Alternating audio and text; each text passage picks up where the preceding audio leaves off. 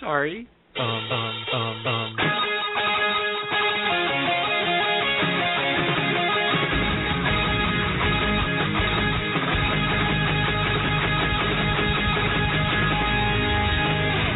Well.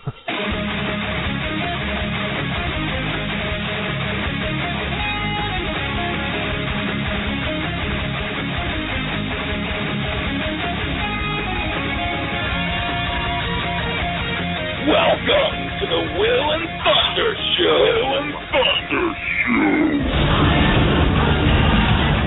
Ridiculous.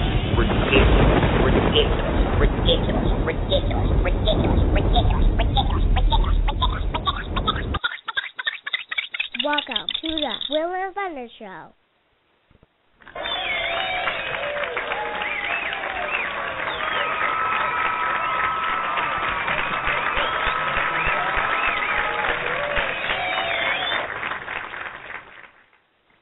There's no side to that. There's no excuse for that. Yeah. I just, I don't care. Speaking of senseless killings, I'm going to segue again. Yeah. Don't get me started on this crap. Mm-hmm.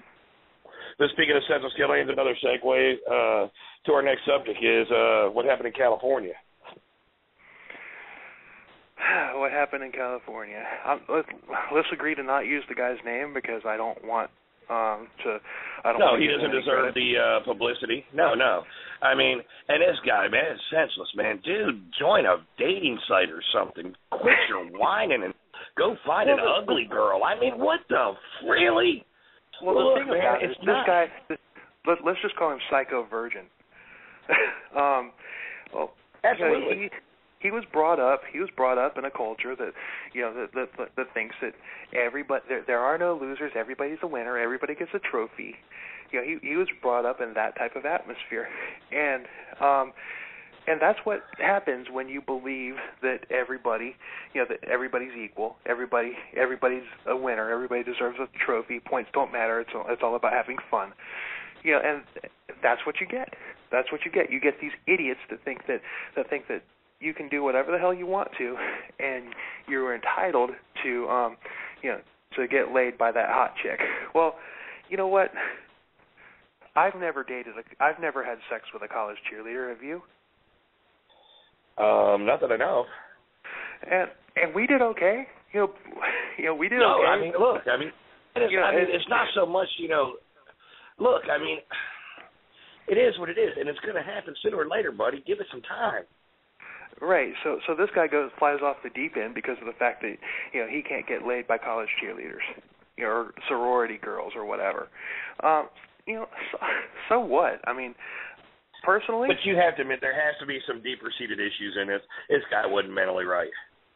Well, that's a lot of us guys don't get laid, and a lot of us guys are pissed off about not getting laid by college cheerleaders and sorority girls. We just don't fly off the deep end and go kill 7 people. Well, you know what? When I was in my preteens, like 10, 11, 12, and starting to be interested in the physical aspect of girls and stuff like that, my mom, I can remember my mom telling me that that somewhere that the girls would at some point the girls would be all over me, or be that's not the word she used, but you know what I mean. But I didn't take that as a literal term, as saying, just because my mommy told me that it was true, that there's something wrong with the system here. Why can't I get the hot cheerleaders? I mean, I tell you what, Becca Tober. Do you remember her back in high school? I do. Absolutely. I was in love with that girl for so long. I was all about her, and and I'd talked to her. I'd even been over to her house, hanging out a few times and everything. I was in the friend zone, and I finally worked up enough nerve to ask her out. And she actually said that she would go out with me. I was like, oh, yeah. I called up all my buddies. And I got a date with Becca. And I can remember our friend Mike Dirks. He's like, man, congratulations. I'm happy for you, man. You've been all about her since, like, junior high school. And this was after we graduated and whatnot. And she stood me up. But did I go on a shooting? I was devastated. But did I go on a shooting spree? No, I didn't. You see, I got to make out with a hot cheerleader from high school, so, and that I will never forget. So, well, I mean. But the point that I was trying to make. And I'm not going to drop any names, but, I know. I mean.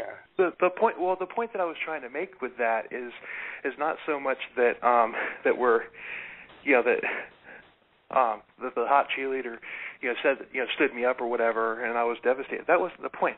You know what I've discovered? The point is, what? You know what I've discovered? Nerdy chicks are so much hotter than cheerleaders. Oh, yeah, man. Dude, you get the chick with the glasses on that looks like the naughty librarian. What are you talking about? And the nerdy ones, you know what? They're free. They're so crazy. Exactly. I'm like, okay. Because they're looking for attention as much as you are. It's like, wait a minute here. You want me to do what? Talk about the double standard here. Like, nerdy chicks are hot as hell, but the nerdy guys. Do you think the nerdy guys get the nerdy chicks? Nerdy guys don't get nerdy chicks. Well, funny about talking about nerds. My wife and I were joking around the other day, and I have a son who's a bit of a nerd, which I'm very proud of him. He's very, very intelligent. He's not really a nerd. He's good in athletics, but he's very smart as well. And she said something joking around with him because he said something that is way above his age. You know what I mean?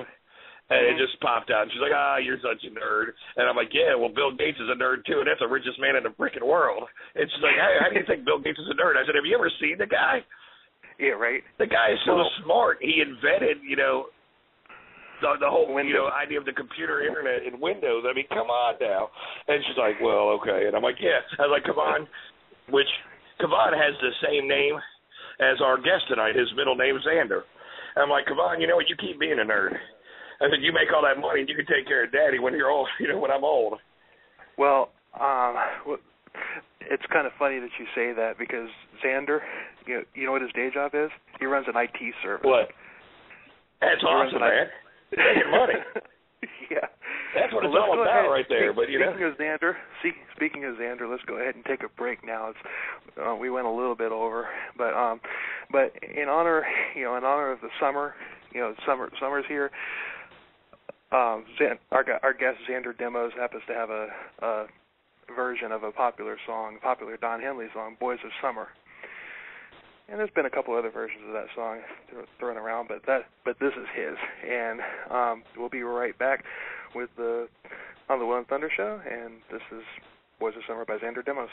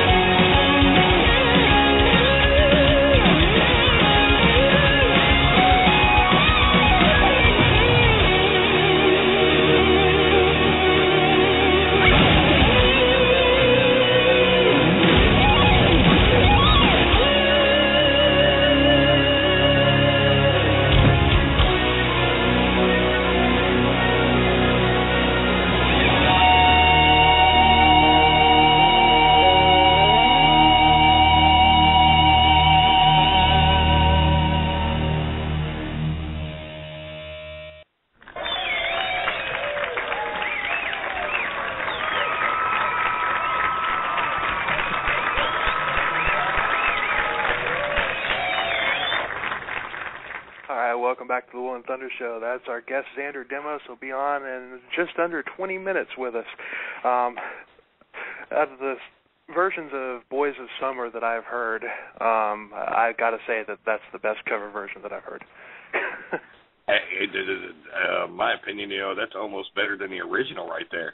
Man, well, I mean, look, to take an iconic song like that and to add so much to it and throw some depth in there and a screaming guitar solo, and man, that was awesome, man. I'm wowed, really, because I had not heard that yet. As I said, there's so much on YouTube from this guy. The guitar playing's phenomenal. The arrangement there, that was unbelievable. I'm really setting aside right here, right now, because I mean I'm singing along with the song right there, but it's almost like hearing it for the first time. That version right there. Yeah, I heard it earlier in the week when I was doing show prep and whatnot. But I mean, yeah. It just makes me want to not play guitar anymore. It's like, okay, I'm just I've had those moments. I saw a Christian band back in the day, and their bass player was so ridiculously good. The name of the band was Deliverance. He was what? The name of the band was Deliverance. Ridiculous. It was ridiculous.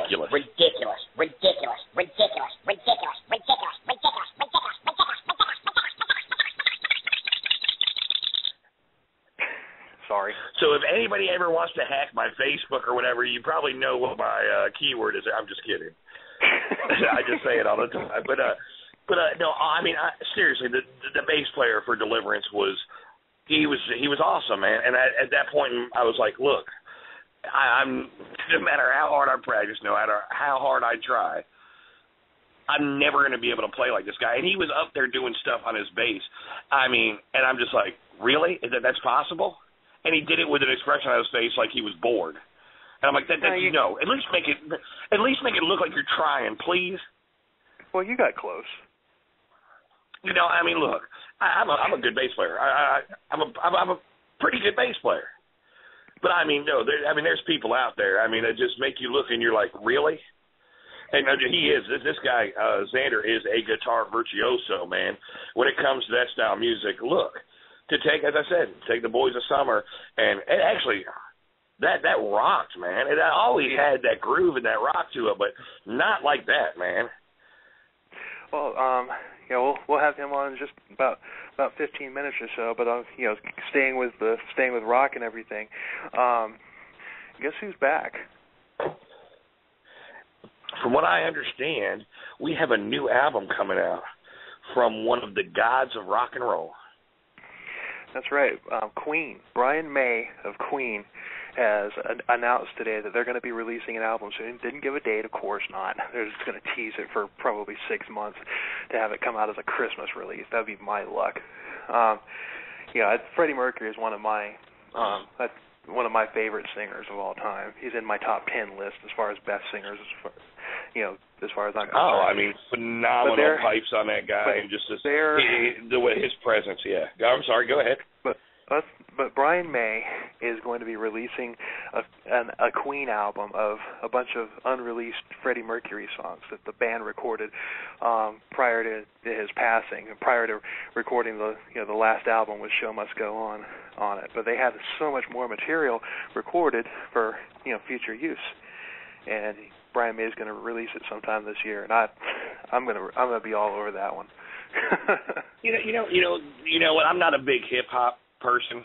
I don't listen to a lot of hip hop, but the one thing hip hop has given us is, especially with like the Tupac thing, where he had all those recordings that he never released, and all the people who loved him so much in the recording business who have keep putting music out of his, and you see it now with Michael Jackson.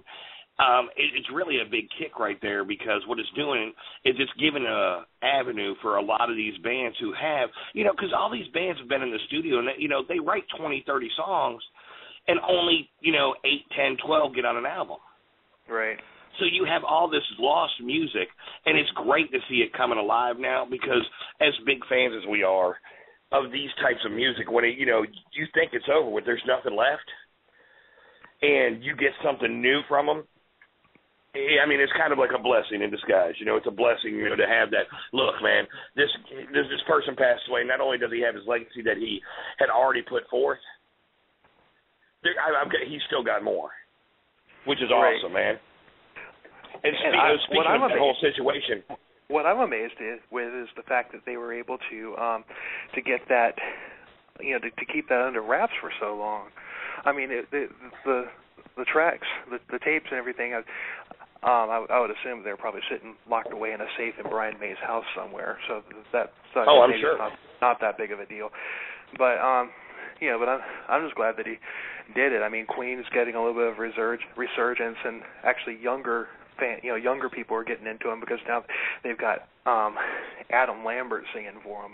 Although Adam Lambert can hit all of Freddie notes, but it ain't Freddie, and it doesn't sound. No, I understand that. Well, you know what, but you got to give him his due too for doing what he does, and also for him standing up for the same thing that Freddie stood for, with Freddie coming out and everything. And Adam, as you know, he's a standout when it comes to being gay and everything. I could care less. I understand that, but you know what? I've been a Priest fan for years, and right. because somebody likes guys or whatever, that doesn't make any difference to me. I mean, I know that doesn't make a difference, but I mean, I'm giving Lambert his due, and Lambert's a great vocalist. He is a great vocalist, but how you give me, you rag me about my early days of guitar playing, how I was the reverb king. Well, yes. Adam Lambert. I watched a concert of Queen on YouTube, and Adam Lambert was the singer, and he's the vibrato king. I mean, it's just man. You know how I got what you're saying. And, I got you. I know exactly what you're saying. Yeah, I mean, when they had Paul Rogers from Bad Company singing with Queen, I thought that sounded better. And Paul Rogers sounds absolutely nothing like Freddie Mercury. Can't even come close to hitting the notes. I thought that sounded better than Adam Lambert singing it. Well, speaking, as I was saying, now we were talking about, I said, with Tupac and Michael Jackson. Have you seen the video on YouTube of this whole Michael Jackson hologram thing? No, I saw. They did on the Billboard Music Awards. I saw a headline. I saw a headline, but I didn't look at it. My wife actually watched it on TV and was telling me about it. And it's like it was freaky. It was so weird because it was almost like he was there. Well, I looked it up on YouTube. Look, man, it's almost like he's there. I mean, it's that close. And the whole thing with this happening, imagine you be able to do this for, like, your family. They have the technology now, if you have the money, to where you could sit there and record whatever you wanted to record, and when your family wanted to see you, all you do is push a button, and there you is. What's up, Grandpa? How you guys doing today? Everything going good still? All right, I'm just checking on you guys. I love you and I miss you. You know what that means? The cost of a ticket to a Broadway show is going to drop.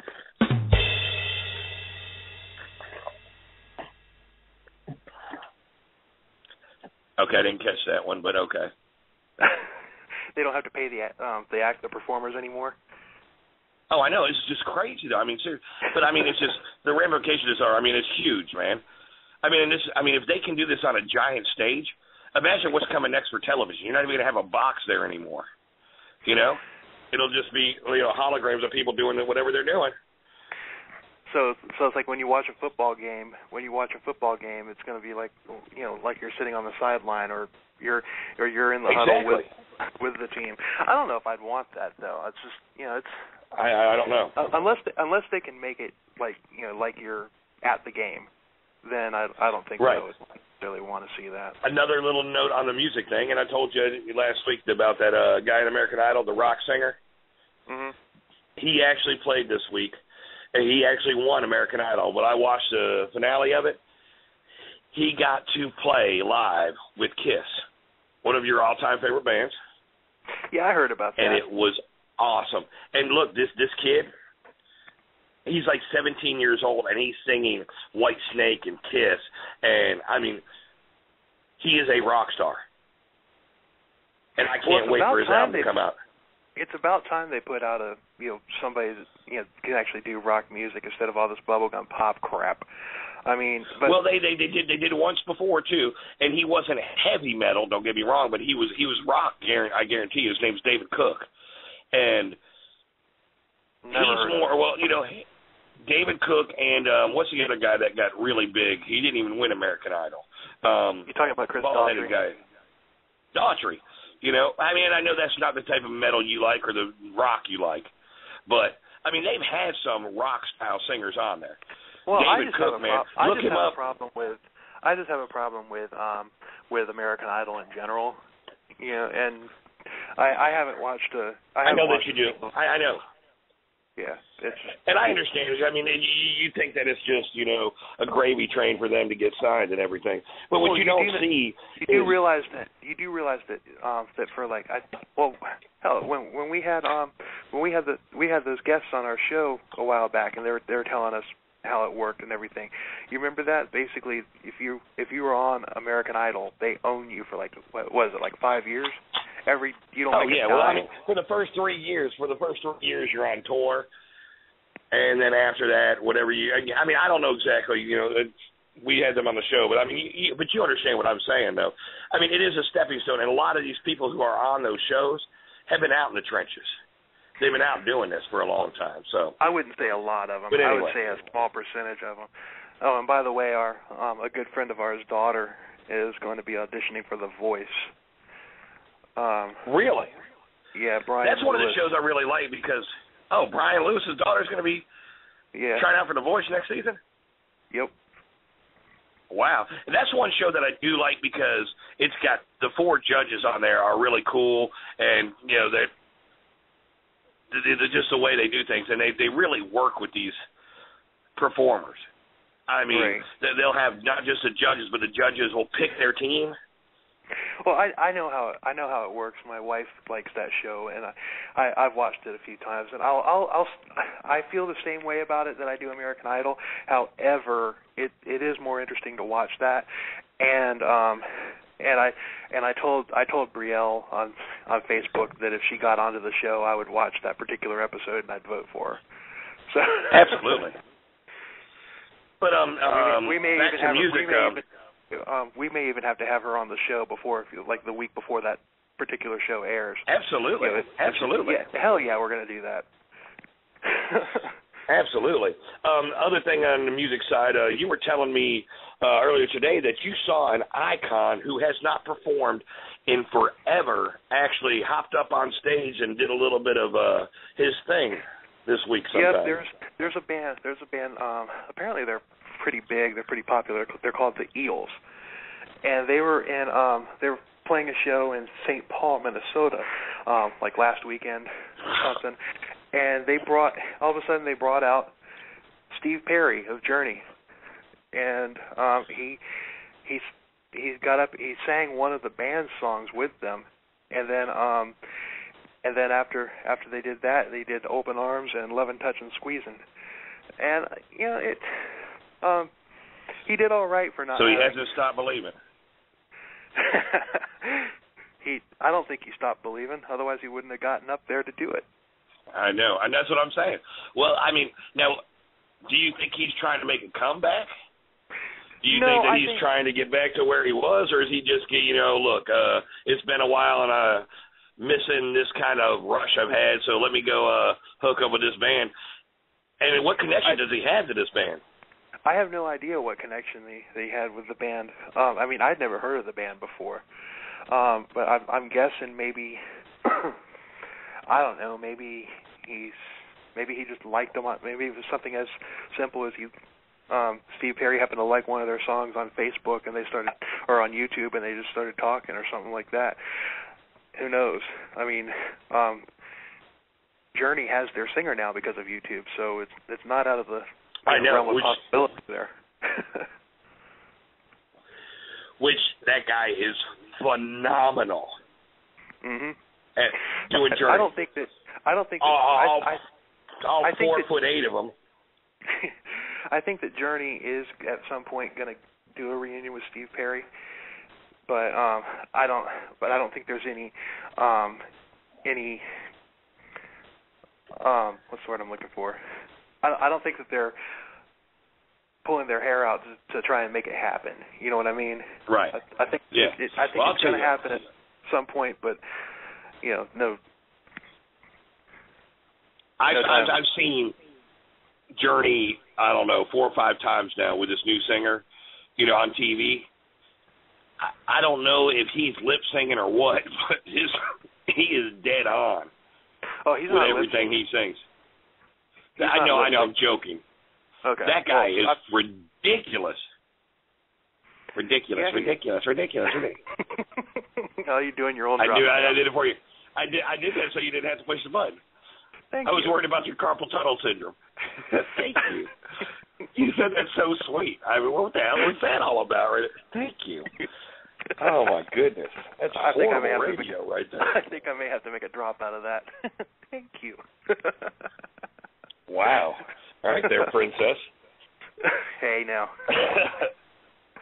Just because I didn't have to push the button the last time doesn't mean I don't know how anymore. That's right. Anyway. But I've never seen Journey in concert, and I mean there have been other singers other than Arnel Pineda and Steve Perry. Like Jeff Scott Soto was their singer for a while. I think there was one other singer that they had too. But I mean, I would say that Arnel Pineda is definitely the best one that they've had, and and you're going to see a lot more of that, with the success of Arnel Pineda, Ripper Owens, Todd LaTorre, all these people who have stepped in for the legend and just right. blew the lid off. Ripper Owens, that's Ripper Owens. He's the one that he's done so many different bands right there. He did. Well, he replaced Rob Halford in Priest. Well, I know that, but he's been in that for a couple other bands. I saw him on that metal show, and he's been in I don't know 6 or 7 different bands. And he was with Iced Earth. Stood it. He was with Iced Earth. He was with He was with Dio's Disciples, which was Dio's Disciples was several of Dio's bands and different singers. He did that for a while. He played with Yngwie for a while. He went on the TNN album with George Lynch, Jeff Pilson, and Mick Brown, and he did Kiss of Death by Dokken on that album. My wife grew up with a guy who pretty big singer, a band called Fuel, and he actually for a while did Riders of the Storm. He was singing for the Doors. Yeah, I remember you telling me about that, and also they had the singer from Cult, and they had him. You know, they're kind of doing what Queen's doing, just bringing on different singers. Right.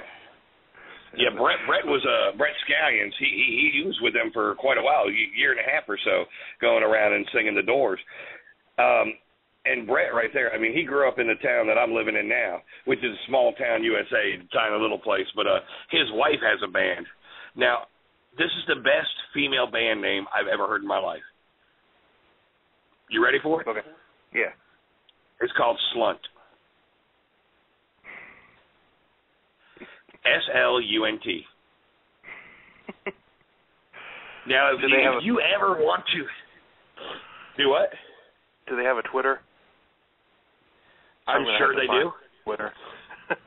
Because that is one of the greatest.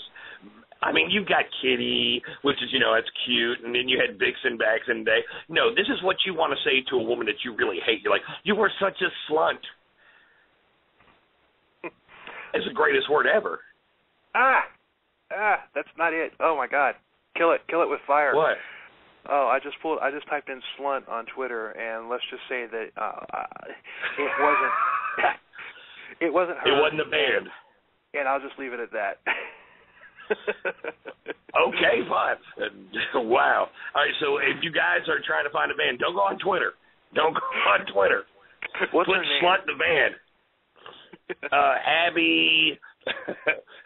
Abby Scallions. I mean, I think that's his last name, so I figured that'd be her last name. I don't know. We'll have to do. We'll do some more research before we get. Yeah. We'll do more research before we get people out there. The one 15-year-old listener we have right now will be there. Oh, let's check out Slunt. They're a great band. And their mom's going to walk in and be like, what are you looking at? I'm like, I'm looking for a band. Yeah, okay. You're grounded. You'll never be able to hear our show again. It's beautiful.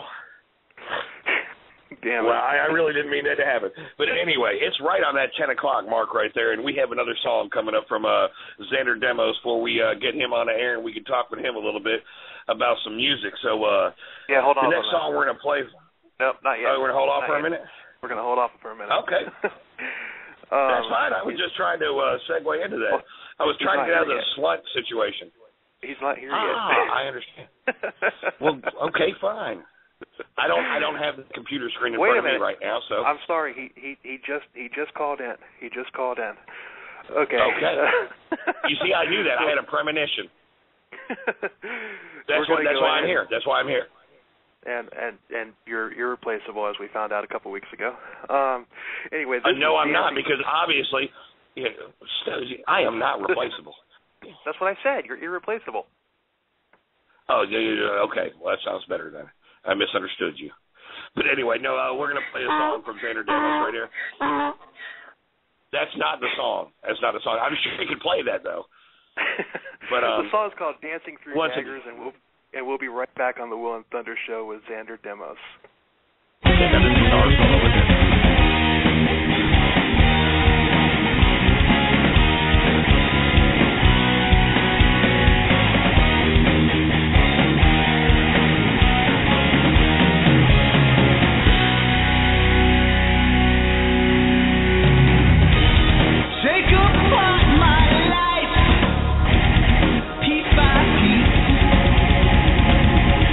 As you won't like what you see, it's a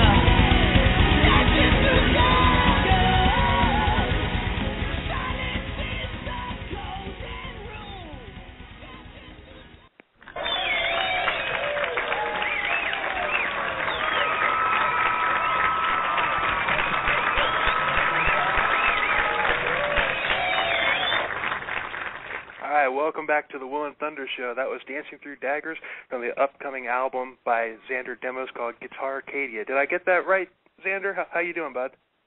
I'm doing good. Actually, it's that song, Guitarcadia. Guitarcadia is already out, but the new XTB album is self-titled Dancing Through Daggers, so it'll be on that album. Oh, okay. Yeah, that's an awesome song. Thank you. I was listening to the album and everything. I picked the two songs that I wanted to play off of it, but I had to send a message back to your manager there. It's like, can you send me Dancing Through Daggers, because I want to play that one too. That's cool. So, well, welcome into the show, man. Xander, guitar virtuoso, man. You're unbelievable, man. Oh, thank you. Thank you for that compliment. So tell us a little bit about what you've done. I mean, I don't want to sit here and read your bio, because I mean anybody can do that. But I mean you've recorded and performed with some pretty big name acts, as well as won a pretty big title at the NAMM festival, right? Yeah. I mean I've been on my way doing some pretty cool stuff. There's always room to improve. I'm trying to do as much as I can as far as getting out there and playing and really being, just in the scene a lot more, like in the national scene as well. But things have been going pretty good. I'm not complaining. Sometimes people say, "Oh, I'm just not getting far enough in my music career," or whatever. And I'm pretty happy at the pace things are going. So I feel very blessed. So you're out of Los Angeles, California right now, right? What's that? You're out of Los Angeles right now, correct? No, I'm in Pittsburgh, Pennsylvania. Oh, you're in Pittsburgh, Pennsylvania. I thought you were in L.A. Nope. Okay, well, I'm a dumbass. That's my fault. Anyway, actually, you know what? We've been doing this show for about 9 months now, and majority of the people we've been talking to, that the music scene is in Pennsylvania right now. It really is. I mean, Pennsylvania and Florida. That's where we've had more guests from Pennsylvania and Florida than anywhere else. It's weird how that works.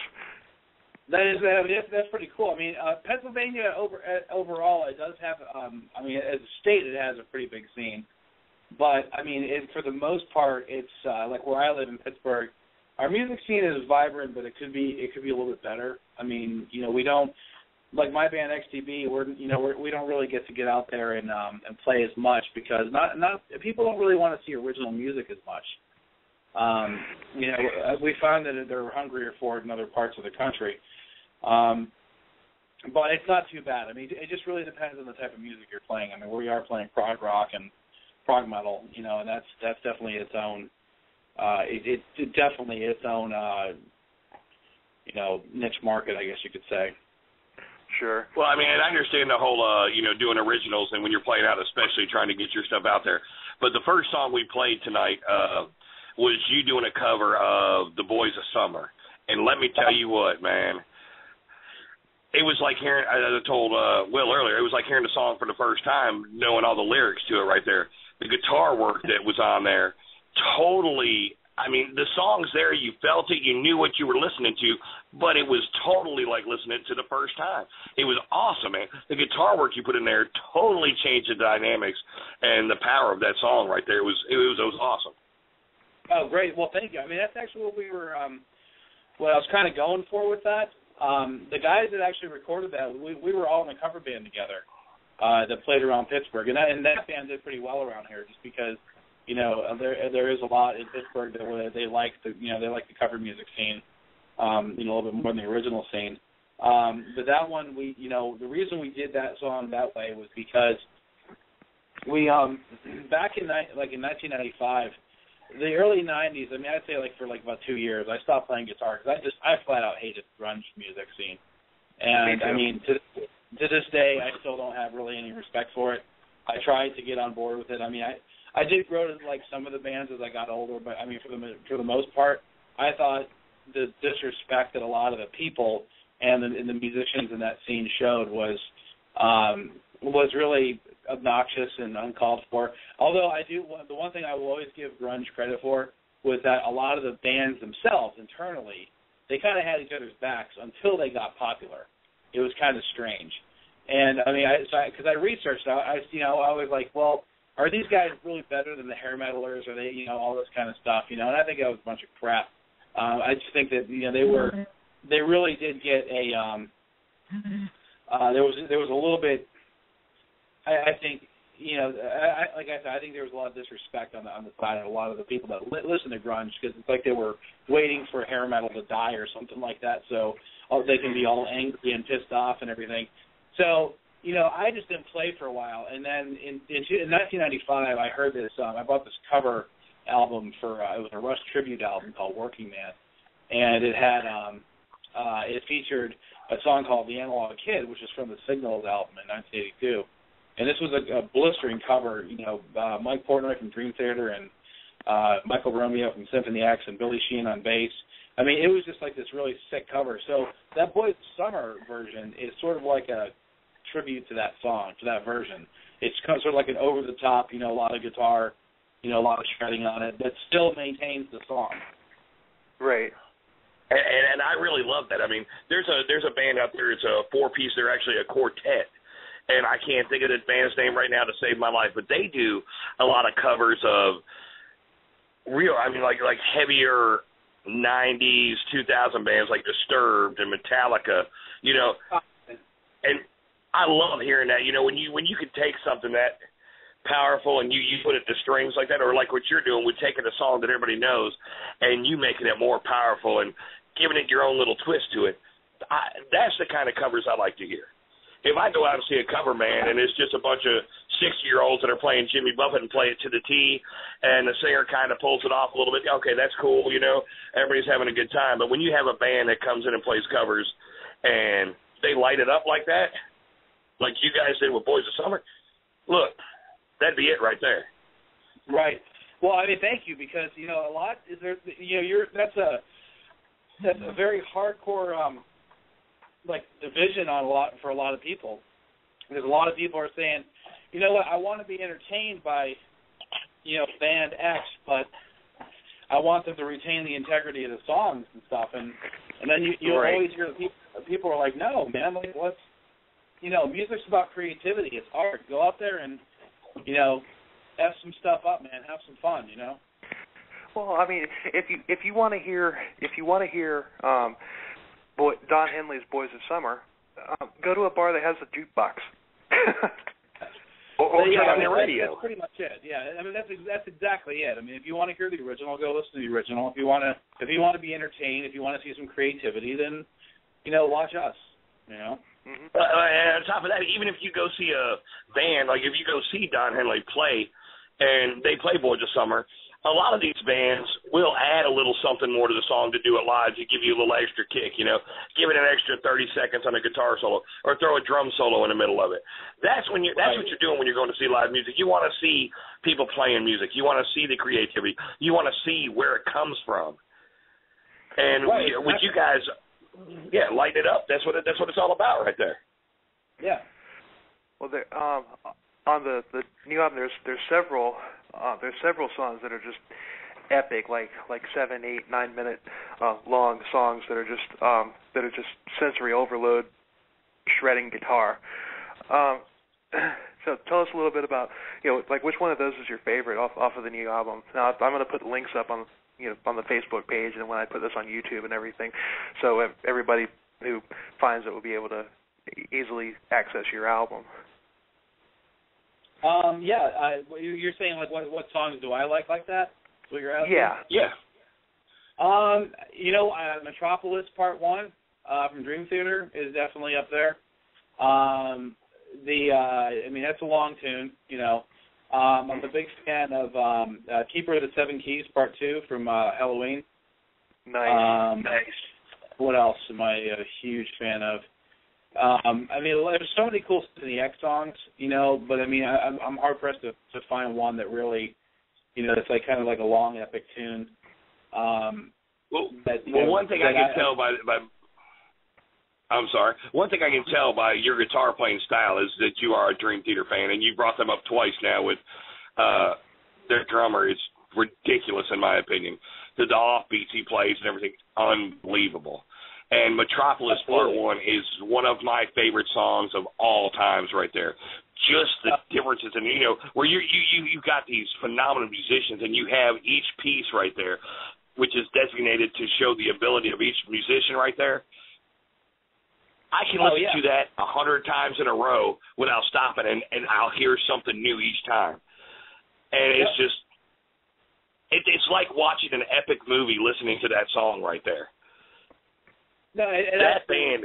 That song is pretty much one of my all-time favorite tunes, and I mean, it really does showcase them, in a manner. I mean, like, you have Yeti Jam and Erotomania, a lot of classic band instrumentals that they did in the first few albums, and they were really cool and stuff. But I mean, I think they just really shined on super melodic tunes like that. And their new album is unbelievable. I love the new album. I mean, I think it's their best work, in years. I was so thrilled to, listen to it. I rarely skip a song on it too when I do listen to it. But I mean, those types of songs. I mean, to me, those are timeless. You know what else is like a timeless song to me? I mean, because Dream Theater is probably my second favorite band, and Journey is my favorite band. And so despite Halloween and Whitesnake and Racer X and Dream Theater, as much as I love the metal bands, Journey still kind of reigns supreme at the top. And one of the tunes I love from them is just Escape, the original Escape song. It's just it's longer. It wasn't a hit, but it was just one of those tunes that is just so it just has such unbelievable melody, and it is kind of a challenge to play. I mean, you can't be some crappy cover band that can play Don't Believe It and expect to be able to pull that song off. Right. Well, we were talking about Journey a little bit ago. We were talking. Steve Perry actually popped up on stage last week with a band in St. Paul, Minnesota. A band called The Heels, and did one of their songs. Yeah, and we were talking. That was part of our earlier segment. We were talking about that. But yeah, I mean, Journey is one of those bands right there. I mean, you could take Journey, you could take the Styx, and bands like that. Super melodic bands back then, and they were technical too. I mean. Very. Queen, I mean, all those bands right there. Pink Floyd, I mean, just think all the technicalities that Pink Floyd went through, creating that sound back then without the computer we have today and doing what they did. It's amazing. Oh, absolutely. I mean, there was a lot of creativity, and a lot of people can joke around and say, the drugs had a lot to do with it and all that kind of stuff. I mean, whether that's true or not, I mean, that remains, that's up for debate or whatever. But, a lot of that music, I mean, it really was, it was a time of innovation, and I think that, when the 80s came along, I think the way I look at it is the 70s was a time of innovation, and the 80s was a time of, taking the innovation from the previous decade and and adding more of a technical and polish onto it, and then of course in the 90s my attitude is that they just flushed it all down the toilet, they said, screw it, let's just do two chords, that's all we need. I'm like, really? Wow. But the one guitar riff that I'm sorry, go ahead. Thunder there, as you talk about this and everything, Thunder there is probably sitting there thinking that that I'm doing, we really don't have a guest, and I'm just pretending to be you, because everything that you're saying about you guys are very exactly. I hate you guys are definitely cut from the same cloth. I know that I have a terrible attitude about it. I mean, it's one of those things I just can't keep my mouth shut about. I know people are like, dude, if you go out and you do interviews and you're talking to people, you've got to become a public figure. You gotta be politically correct. I'm like, really? I mean, I have to. No. I have to kiss their ass in the grunge world? I don't think so. Hey, listen here, Xander. Guess what, brother? You're a rock star. You don't have to tell them anything. And then, by the way, this is an internet radio show, so we don't have FCC, so you can say fuck you. Here's the deal right here. You know what? Look, I'm not a big grunge fan. There's a couple bands I like from the grunge era. I loved Alice in Chains because they still had harmonies and guitar solos. Well, Alice in Chains was a metal band. Alice in Chains was a metal band. I understand, but they were considered a grunge band because of the time that they, came in there.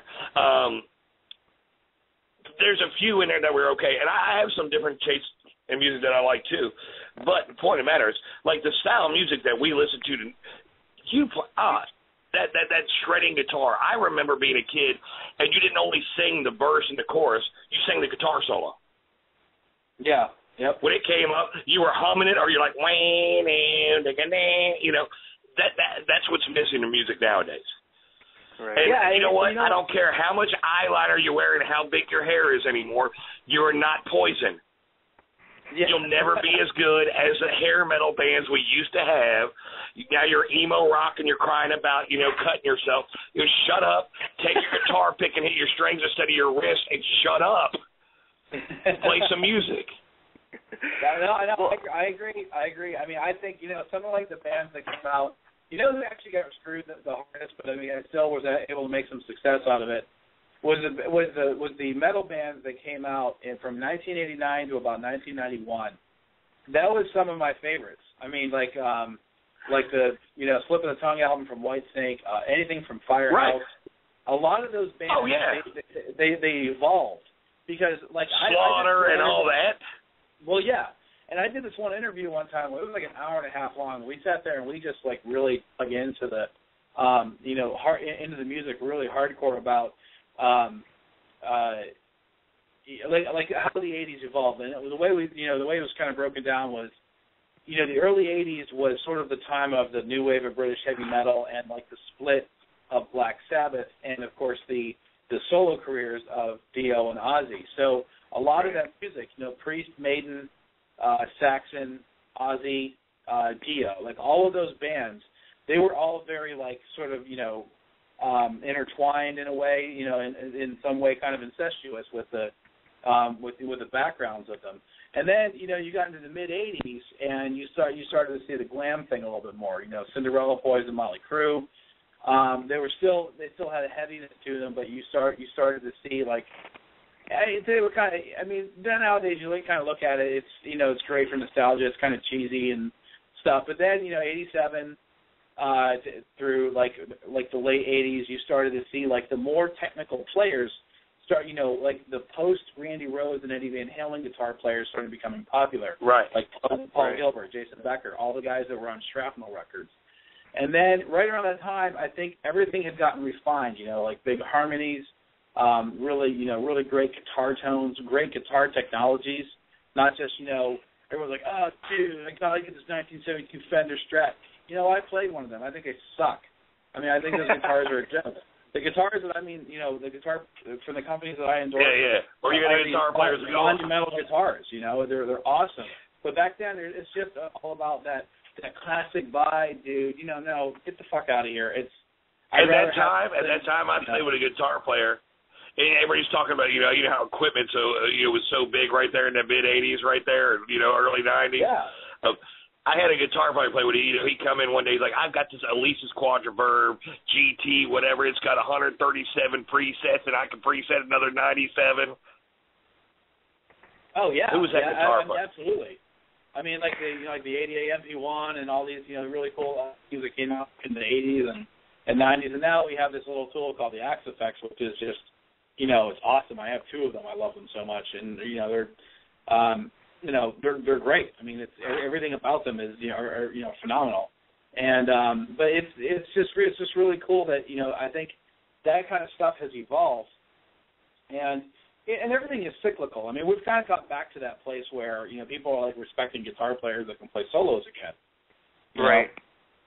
And the internet, of course, and and social media like YouTube and all that stuff has sometimes created stars of some of these guitar players who they may not do well in the band setting, but they do damn well playing instrumentals or playing the backing tracks, and that's enough to entertain people. I mean, hell, that's okay. Or an acoustic set or something.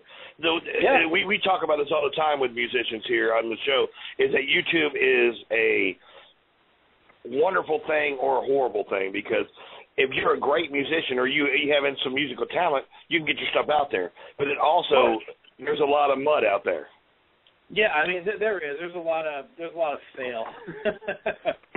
Exactly. You got a kid who just bought a guitar who learned how to play Every Rose Has Its Thorn or Smoke on the Water, and they think that they're a guitar hero, and they put it on YouTube. So you have to search through the garbage. Speaking of YouTube, I looked you up on YouTube the other day, and there is pages and pages of phenomenal music. I mean... Oh, thanks. I mean, everything you've done. I appreciate that. Thank you. As far as guitar, the guitar brand that I use, I'm pretty much an Ibanez guy. I like a lightweight guitar with a paper thin neck that I can shred on. But I was reading your bio, and you have a signature model out now. I do. I actually, this is going to be kind of a cool year. I had the signature guitar built by a guy named David Thomas McNaught. He's from North Carolina. He makes amazing guitars, and we've been friends. We've been, I guess you could say like customer, builder for like a long time. And so he finally reached out one day and he said, "Hey, listen, I've always loved your playing." He's like, you're one of my top 3 favorite players: Randy Rhoads, Paul Gilbert, and you.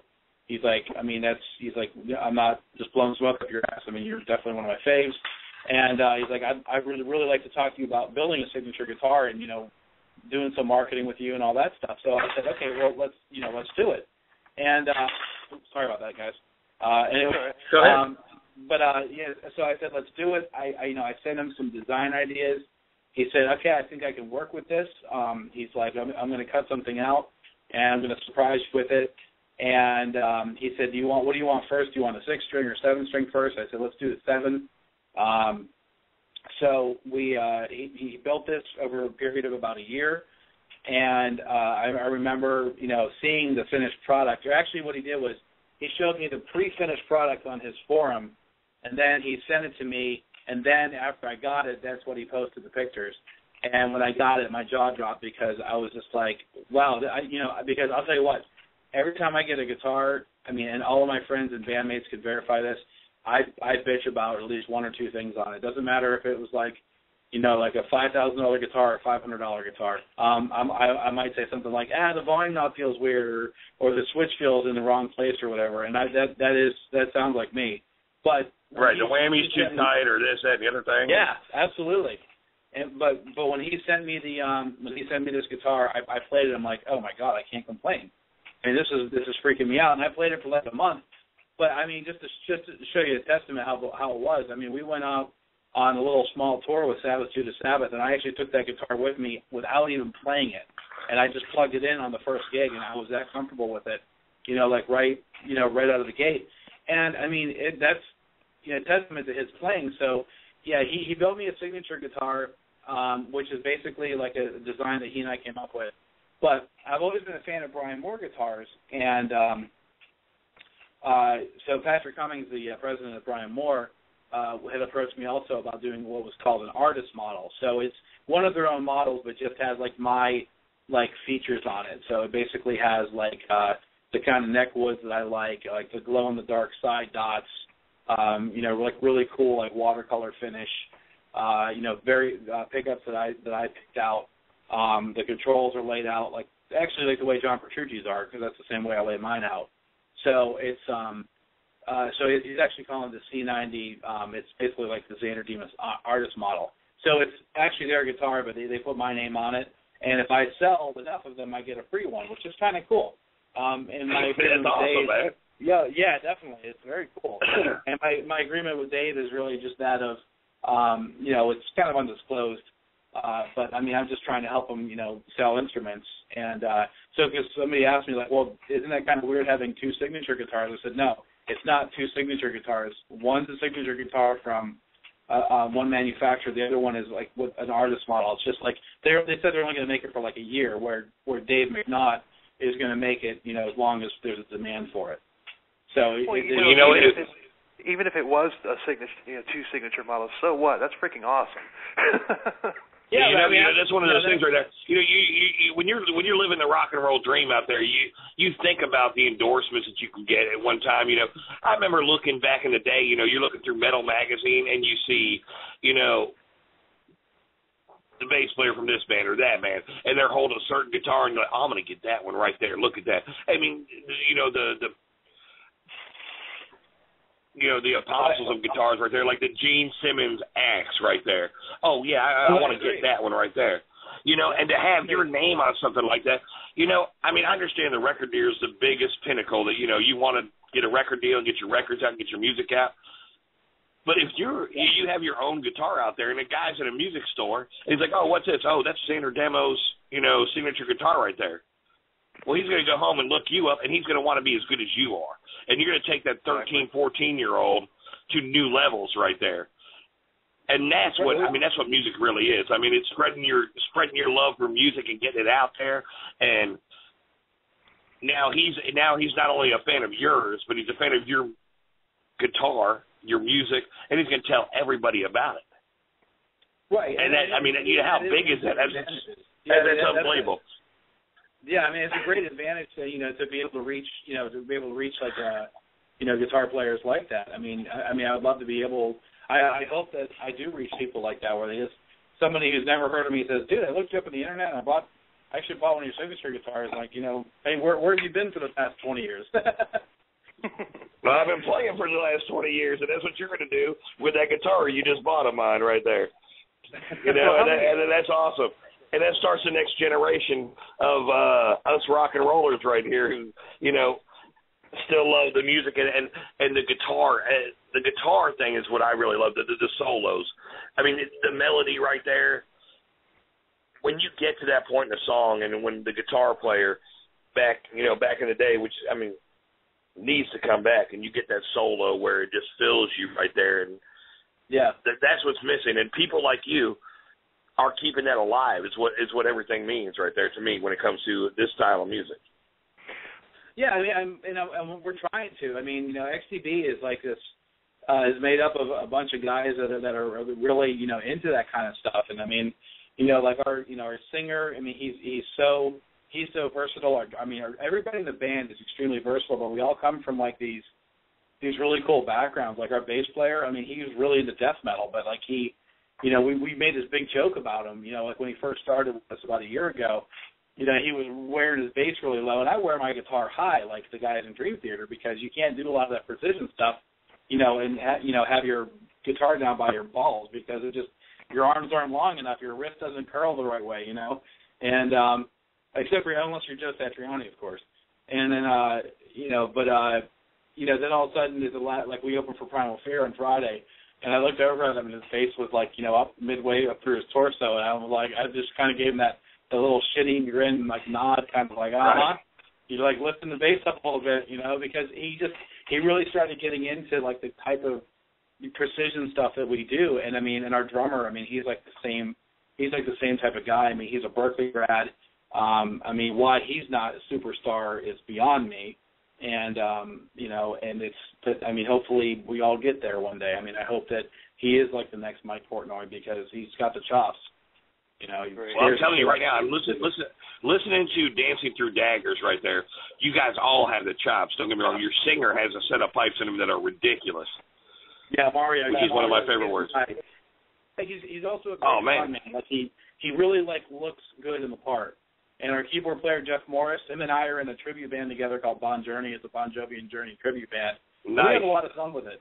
And but I mean, he has like a sonic range as far as like vocals go. That's just it's perfect because he nails all his high harmonies. And that's that's the one thing that a lot of the prog bands, like especially Dream Theater, they don't have.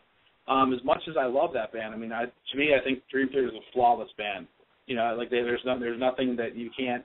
To me, you can't say a single thing that like there's a weakness about them.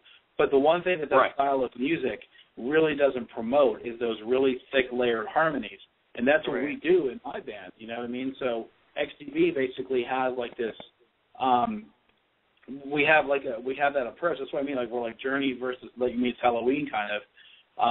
Maybe with a little tinge of maybe like Rush in there because it's like We do some of the odd time stuff. You know, we have that power metal sound, but most of all, we just have this really big vocal presence, you know, on our vocal tunes. Like there's a lot of harmonies, and when we do them, they hit you pretty, you know, in a way that's like, whoa, wait a second, I wasn't expecting that, because a lot of people see those, you know, it's very stereotyped that the band is going to have just a singer just doing that, but everybody else is so busy that they're not singing or doing anything else. So we're kind of and it's a really hard thing to find. It's really hard to find other musicians who have that vocal ability. To find a guitar player who's confident enough to play that well and be able to do those harmonies, or a keyboard player that can do both.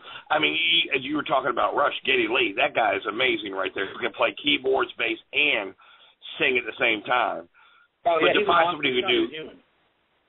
Oh, no, not human at all, you know, and I'm a bass player myself, and to watch him, I have a hard time doing harmonies myself, a hard time doing any kind of vocals, first of all, because my voice is so deep, but on top of that, you know, when you're doing intricate stuff on the bass, and I'm trying to concentrate on what I'm doing and try and kick the voice in with it, I mean, people don't understand the difficulty or the technicality that it comes to being a musician and trying to do 2-3 things at a time. You know, when it comes like a drummer, if a drummer does harmonies and is playing 3 different parts at one time right there, I mean, it's amazing to me. Oh, yeah. How much you're doing, you know. You know, there's one, you know, there's a lot of guitar players out there that, you see, I play guitar and I sing. I can't do both at the same time very well, but there's, and that's why one of the people that I'm, you know, one of my biggest influences, or I wouldn't really say influence, one of the people that I'm most jealous of is Dave Mustaine, because that guy smokes just about everybody's lead guitar player, and he can get up there and sing, and he makes it look easy. Well, you know, and Will, give me one second. Will, don't set yourself short right here. Don't sell yourself short, because you are a phenomenal singer and rhythm guitar player. Now, honestly, Will right here is the best rhythm guitar player you'll ever meet. The guy's spot on every time when it comes to guitar. Very cool. I mean, when it comes to the bass of the song right there and playing the rhythms and everything. Oh, no, seriously. And singing at the same time. Seriously, he's the best rhythm guitar player I've heard in my life right here, because he will not miss a beat ever. Ever. But, I just don't want him to sell himself short with that. I mean, because you really, really were that good as a singer-guitar player. Comparing me to Dave Mustaine would be like comparing I don't know, an expensive Chardonnay to Pabst Blue Ribbon. I understand that, but I mean, still, don't sell yourself short, man. I mean, you were a phenomenal guitar player. Well, in that role as rhythm guitar player, singer, you were phenomenal, and I'll leave that as it is. But anyway, how many albums do you have out there, Xander? Well, I mean, as far as like, I have one full-length album myself as a solo artist. XDB, as the band, is basically putting out our first album this year, and then I'm releasing my second instrumental album sometime this year as well. But that one may get pushed off to the beginning of 2015. It wouldn't surprise me if it did, just based on time, because I mean, I'm writing.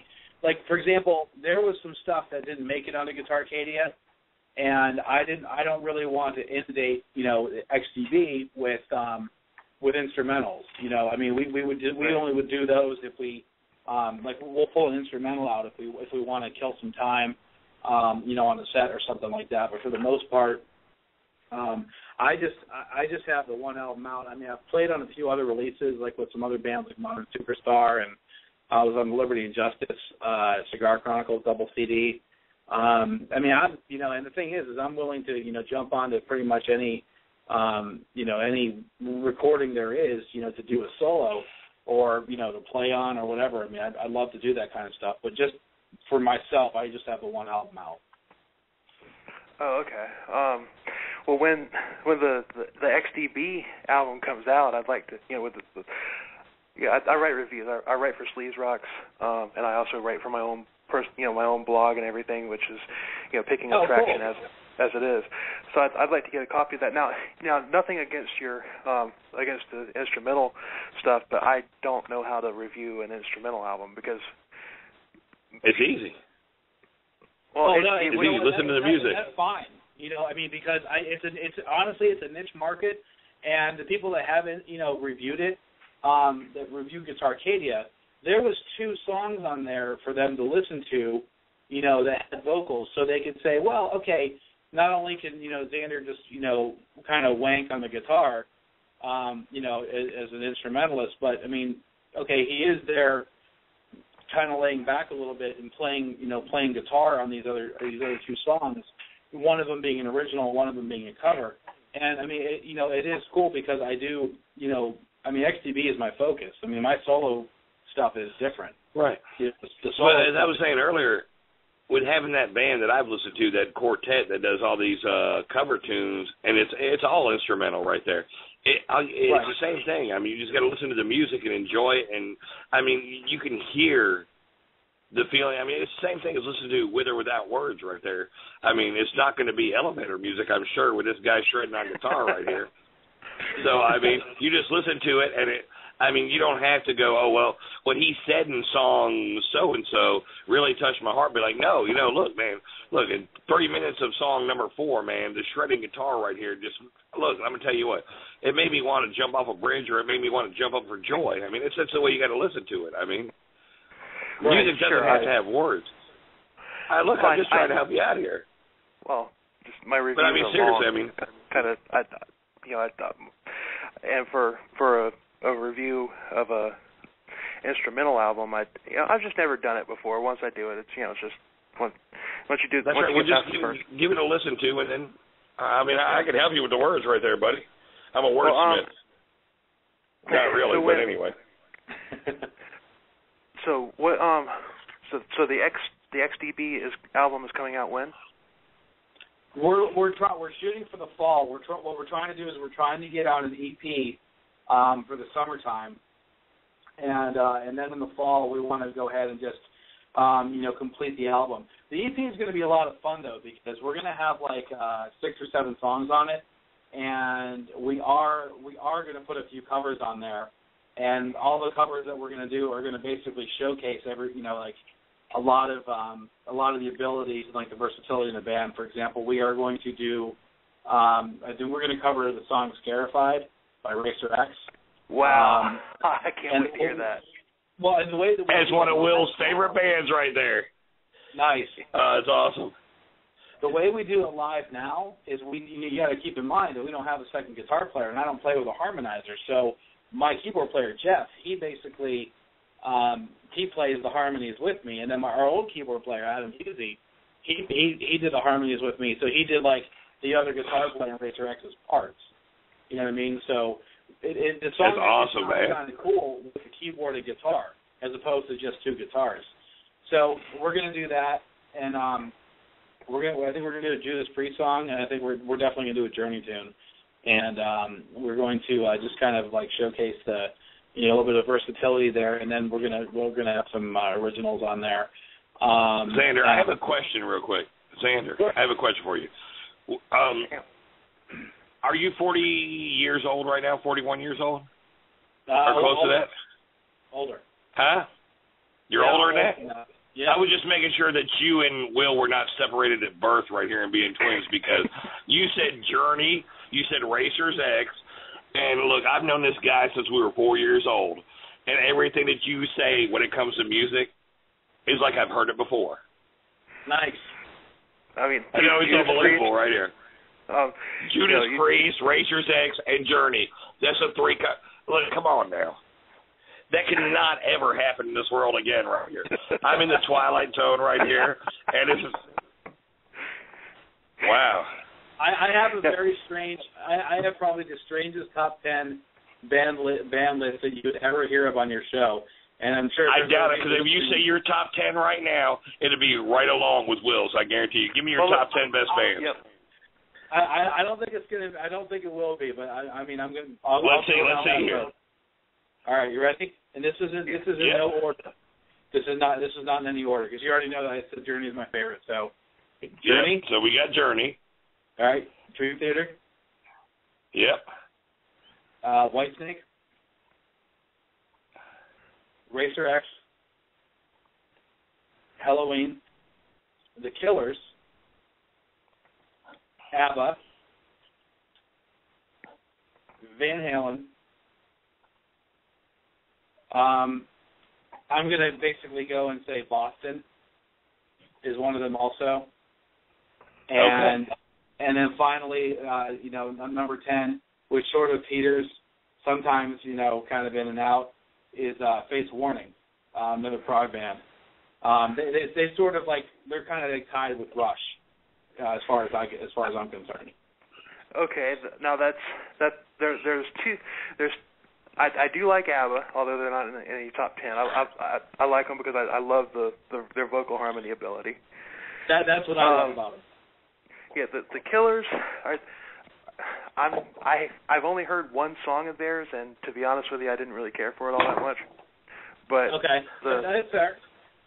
But the rest of the bands that you liked, I like Fates Warning a lot.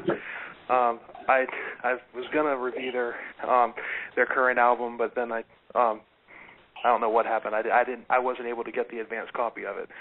But they Fates Warning, Journey. I love Journey. Now my other I have two non-metal in my top 10 as well. Queen, obviously, and that's awesome. That's both for guitar and vocals, and also I love Meatloaf. I'm a diehard Meatloaf fan. I've seen him in concert twice, and he was one of my influences on singing. And I can actually go to a karaoke bar and I can duplicate certain Meatloaf songs at a karaoke bar. That's incredible.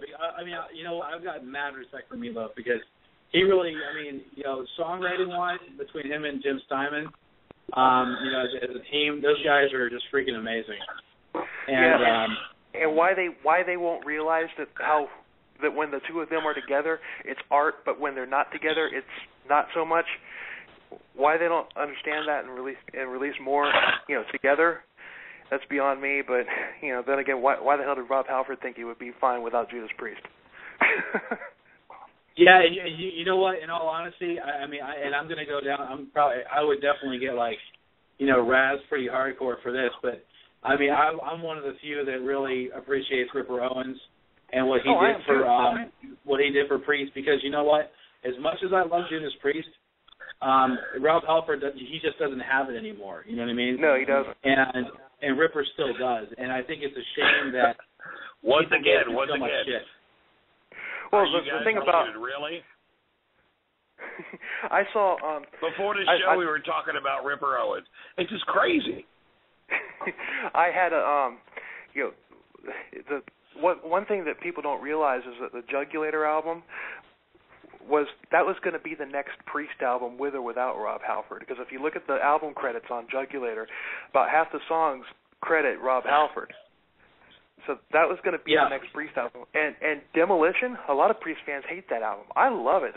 It doesn't really sound like anything Priest ever did before, but that is an amazing metal album. That album just, I heard that. I bought that album when it came out. I was expecting more of Jugulator. I hadn't heard any singles off of it or anything. And about the time that I got to track 5, which is Close to You, which is one of the top 5 saddest songs ever written, I was like, this is awesome. I never got to see them in concert for Demolition, but I did see them on the Jugulator tour. And I got mad respect for Ripper Owens. Oh yeah, I did too. And remember what I told you on our EP that we're going to do a cover tune? The cover tune that we're going to do, even though it's not a Ripper song, but we're going to do Judas Rising. Because it actually segues from Scarified very well. I can hear how it would. Yeah, so instead of doing the little guitar solo part in Scarified in the middle, we're just going to do the first 15 seconds of it, and then drum intro basically right into Judas Rising. What we normally did, because we wanted to throw out a couple cover tunes, just to keep the metal fans interested. We're playing live. We're throwing originals at them, but we want to, people still like cover tunes, so we do Rising Force from Yngwie, and then we do Scarified into Painkiller. But Painkiller won't really transcend the recording as well as Judas Rising would, and the reason being is like the original recording of Painkiller is phenomenally produced, but the original recording of Judas Rising sucks, and it's too messy sounding. And when we were in Judas Sabbath, with James Rivera, we did that song and it was really tight, and we heard it live one time. We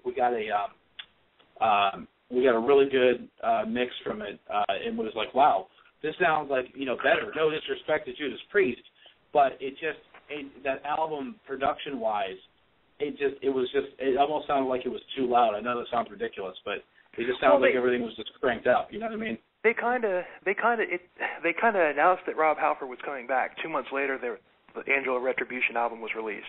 It seemed like, so it kind of seemed like they might have cut a few corners on it. Maybe didn't produce it as well as it needed to produce. I had that same thought. Yeah. And I love the album. Don't get me wrong. Because Judas Rising is my favorite Priest song of all time. That's my absolute favorite. I think Touch of Evil. Is my favorite Priest song. Another great tune. Absolutely great song. Hey, Will. Yeah. We got 8 minutes left on the regular show right now. Xander, if you want to keep going on, we can keep it going on. Well, as long as you want to. I actually have to get going because I have to get up tomorrow and go mingle with clients and stuff. So I have to. Your manager told me that you had an IT business, and he was saying that you didn't during the week they had to pack it in early, and I was thinking, it's like, well, what difference does it make? He's in California. I don't know where the hell I know. I don't know where the hell I got Los Angeles from. But no, it was kind of funny.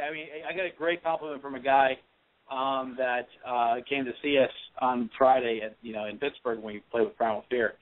I was just packing up my gear, and this guy just grabbed me. This guy was like 6 inches taller than me. He's like, dude, why in the fuck are you in Pittsburgh? Why aren't you in LA? And I said, because I live here. He's like, dude, pack your shit and move tonight. It was so funny. He was like so cool about it. It was a nice compliment. It was like, got a business, got a life here, and all that stuff, and business pays for the guitars, and what are you gonna do? That's right. Exactly. Man, I'll tell you what. I wish you'd have called in earlier, man, because you're wide open, man. So this is one of the best interviews I think we've had right here, and you're awesome, man. Well, I appreciate that. Thank you, guys. Yeah, we normally have people call in, at 10:30, but your manager, this is nothing against him, but he was saying that you usually do 30, 45 minutes. So that's why I was like, okay, I'm calling in at 11, and then we'll see what happens. So, but if we had just done the show normally, we probably would have been able to fill up 90 minutes easily. Oh, we could go 45 minutes talking about Judas Priest and Racer X. That's right. Yeah, actually, I had it in here at 10:30, and then I remember he at the time switched to 11. Normally I'm good for anywhere from like a half hour to an hour. Because my thing is I actually do have a client in California, so sometimes I'm on their time clock. And sometimes I'll have to work in between. That's why I try to keep, if I do interviews, I just try to keep them within a certain time because something always pops up with clients. They're like, oh, hey, look, this broke. I know it's 5 in the morning, out there in Pittsburgh. Can you fix this now? So it's one of those things, Hey, well, let's definitely stay in touch. I'd like to review your album for you. And before we pack it in, I just got one question for you. We mentioned earlier that the majority of our guests have been from either Pennsylvania or Florida. In fact, next week our guest is also from Pennsylvania. I can't remember if they said Philly or Pittsburgh, but they're called they're an 80s metal band. They're called Scarlet Gypsy. Do you know those guys? No, I don't think they're from Pittsburgh. I mean, because if they were that type of band, I probably would know them. Okay, it must be Philly then. Yeah. But yeah, they're our next. So 2 weeks in a row, we've got Pennsylvania on the show. We've had a guy named Chris Sestrick. He's from he grew up in Pittsburgh. Except he's from Los Angeles. He's in Los Angeles now. Cool. We had this band of kids called Never Fire. We had them on kind of like a watching their progress type of thing. They're from Pittsburgh. It's like Pittsburgh and Florida. That's where most of our guests are coming from. Seems like. Which is kind of funny because I'm actually from Florida, so it's kind of coincidental. Oh, really? Where are you at from Florida? I'm actually from the Clearwater, Tampa area. Oh, okay, West Coast. Okay, we're from Cocoa Beach.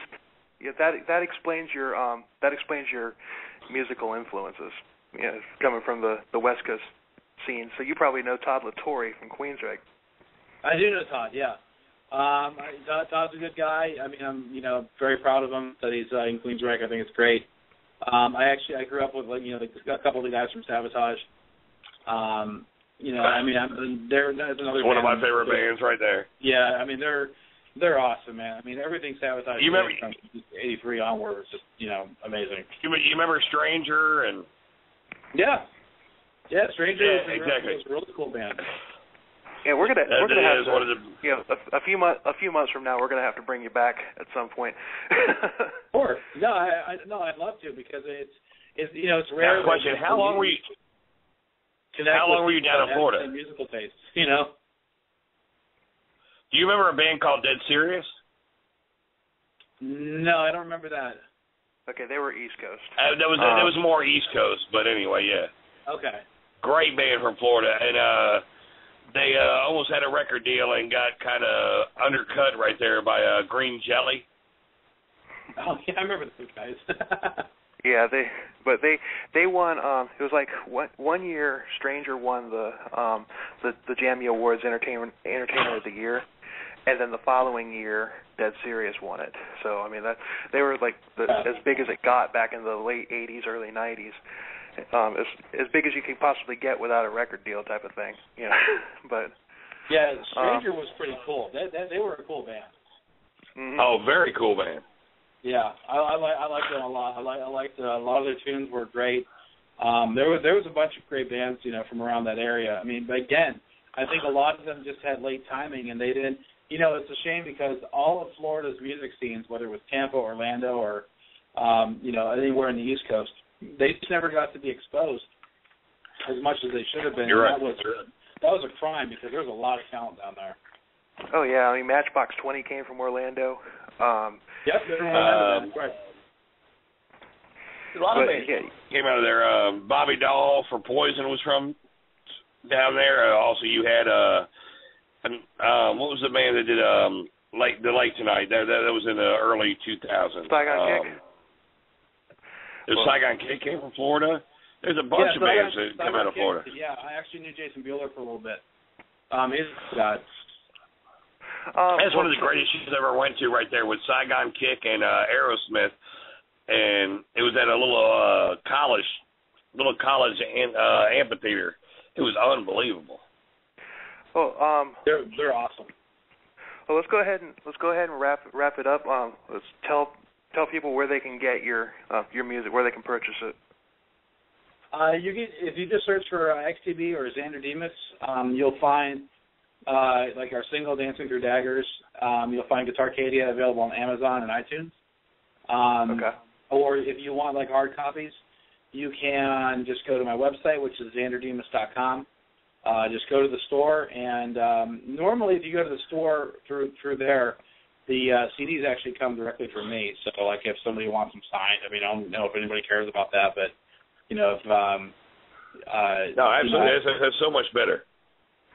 Yeah, I mean, if you buy it from Xander Demos, he gets all the money. If you buy it from his website, he gets the money, and Amazon doesn't get anything. So go ahead and go to XanderDemos.com and get the CD that way. There you go. Yep. All right. Well, thank you for coming on to the show. I had a blast. I mean, I didn't realize that I had that I was separated at birth from somebody. Actually, this is one of the coolest interviews we've done right here, and you are seriously like his twin, I'm telling you. I was like talking to him all night long. No, it is awesome, and love your music style. I love your guitar playing. You're phenomenal, man. Thank you, guys. It was a blast talking to you guys. I really appreciate you guys having me on. Oh, thank you. I'm definitely gonna stay in touch and everything, and get that album from you so we can get it reviewed and whatnot. But what we're gonna do now is we're gonna play the other song that I have here, and it's "The Lady in Red," which is a guitar cover, and that's not really prog metal or speed metal or anything like that, but that's still. No, but I remember this song when I was in my teenage years and sitting with my girlfriend holding hands, listening to this song. Because she liked this, and when I liked Iron Maiden. But you know what? To be able to get a second bass, I listened to this song many, many times. But it's a really good song right here. And let's see how he shreds a guitar on it. And so we're going to do that, and then we'll do our outro, and I'll have this show on YouTube probably sometime tomorrow. Excellent. Xander, that's great. Thank you so much for being on the show, man. We appreciate it, buddy. Thank you. You guys have a great night out there. You too. All right, buddy. All right. Bye. Bye-bye.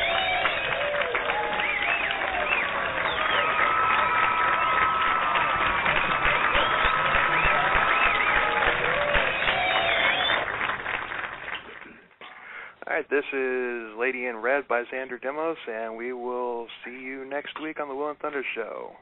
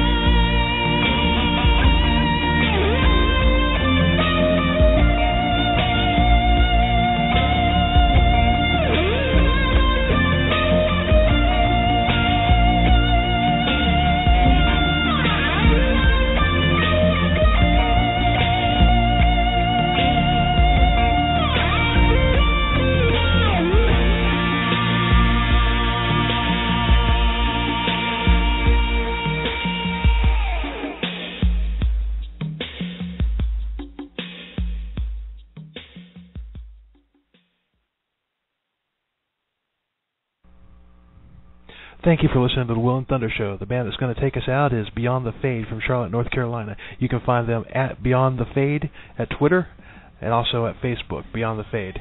The song's called Lights Out, and they're going to take us out.